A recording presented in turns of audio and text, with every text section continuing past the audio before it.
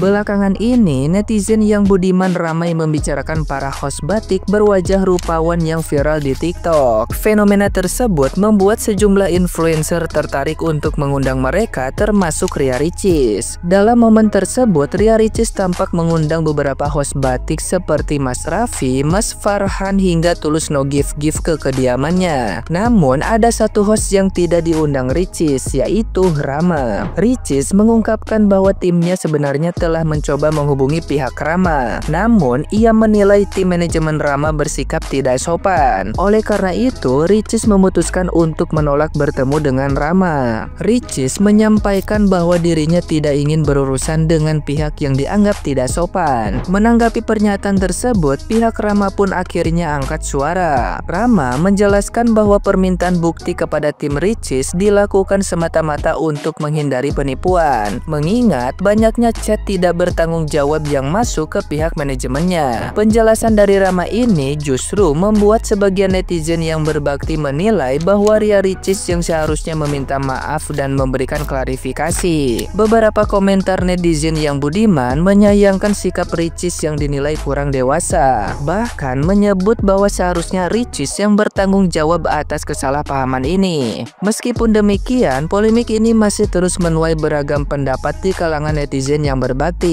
Dengan sebagian besar merasa Rama telah menunjukkan sikap yang lebih dewasa dalam menghadapi situasi tersebut.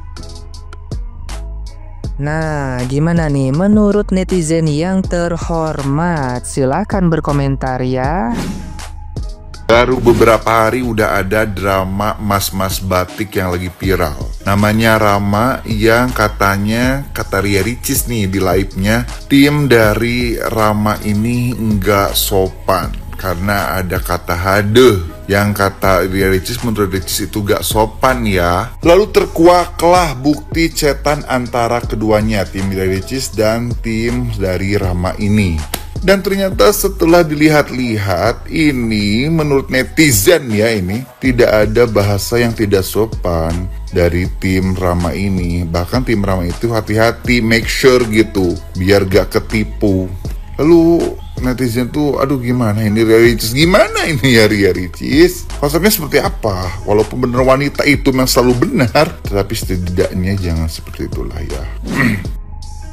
Sekelas ibu mantan produser Trans TV ngechat orang buat kerja sama udah kayak ngechat temen. Sekelas ibu mantan produser Trans TV ngechat orang buat collab, halo kak, saya mau ngajak collab, bisa nggak ya? Mahasiswa aja kalau misalkan mau ngajak dosen buat bimbingan. Assalamualaikum pak, perkenalkan saya minta izin pak untuk hari ini, apakah bapak bisa? Berikut saya lampirkan skripsi saya pak. Aku yang bukan sekelas artis gede, bukan seleb TikTok gede, bukan siapa-siapa, malah di TikTok ini siapa aku? Ya Allah, cuma orang yang ngeparodiin orang lain. Itu aja kalau misalkan ada yang mau ngajak kerja sama, aku nggak tahu nama perusahaannya, itu aku searching dulu. Terus kalau misalkan aku nggak dapet informasi apa yang aku mau, itu pasti aku langsung minta mana hak legalitas perusahaannya, bagaimana produknya, melihat review-reviewnya. Dan sekelas aku masih ada aja yang mau nipu juga, apalagi sekelas mas-mas batik yang lagi rame. Jadi menurutku amat sangat wajar kalau misalkan manajemennya Mas Batik itu minta bukti, karena pasti banyak banget chat yang masuk ke dia nih. Sebenarnya ini masalah miskomunikasi aja ya, cuman tapi karena emang udah ke-up ke sosmed, jadinya ya udah begini gitu. Menurutku Kak Ria Ricis dan juga timnya harus lebih bijak lagi dalam menggunakan sosial media. Lo bayangin lo orang biasa, bener-bener orang biasa, bukan artis, bukan seleb, tiba-tiba lo viral karena bikin video atau nge-live, dan lo masih orang biasa dong, karena hanya sekali viral bukan berarti lo seorang influencer kan. Tiba-tiba ketika lo viral, ada orang ngechat lo, ngaku-ngaku tim artis, terus ngajak lo kerja sama. Apa reaksi lo? Ini kalau gue ya, gue kaget. Ini apa nih, penipuan bukan? Tiba-tiba tuh Ria Ricis ngelirik gue. Setelah influencer TikTok aja belum tentu tahu gue hidup. Ini Ria Ricis, seorang influencer gede, YouTuber gede, tiba-tiba ngajak gue collab. Ya gue heran dong, gue takut, curiga. Ya nggak? Intinya gue relate sama timnya Mas Rama. Gue juga akan berekspresi seperti itu. Gue akan tanya, mana buktinya kalau lo tim Ria Ricis? Maksud gue itu adalah respon alamiah menurut gue. Yang salah adalah kenapa si artisnya ini bikin story. Kenapa? Ya lo harusnya ngomong, ini lo buktinya apa kek? Ya hal kecil aja, pakai apa kek, bikin video, halo Rama, aku mau ngajak kamu collab, pakai video. Logika aja bos, kita orang biasa nih, nggak pernah terkenal, sekali viral tiba-tiba ada artisnya artis gede ngajak gue collab. Ya gue yang seonggok tanah liat ini ya kaget lah. Ya butuh bukti bener dong. Tapi ya nggak tahu ya, itu menurut gue ya, serah lo deh. Aduh, baru juga viral ya, udah klarifikasi. Tapi nggak apa-apa Mas Rama ya. Ini dijadiin sebuah pelajaran, sebuah pengalaman. Bukan berarti kita lagi viral, lagi tinggi-tingginya, kita harus meninggi sifatnya. Ya, kita harus tetap merendah. Kayak Mas Rama ini tetap merendah, berani minta maaf. Ya, walaupun ini bukan kesalahan dia. Punya sifat yang selalu merendah itu bagus. Gunakan kesempatan ini secara baik dan benar ya. Pasti ke depannya Mas Rama bakalan lebih sukses lagi. Padahal cuman gara-gara ada yang tersinggung dan bilang tim manajemen Mas Rama ini nggak sopan. Koko ya, orang yang nggak terkenal aja, masih aja ada orang yang tidak bertanggung jawab menggunakan nama Koko dan foto Koko untuk menipu.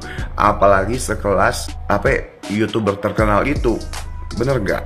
Ya wajarlah tim manajemen Mas Rama ini was-was atau takut kena penipuan, karena sebelumnya udah banyak chat-chat yang masuk tapi mengatasnamakan orang-orang yang terkenal gitu loh.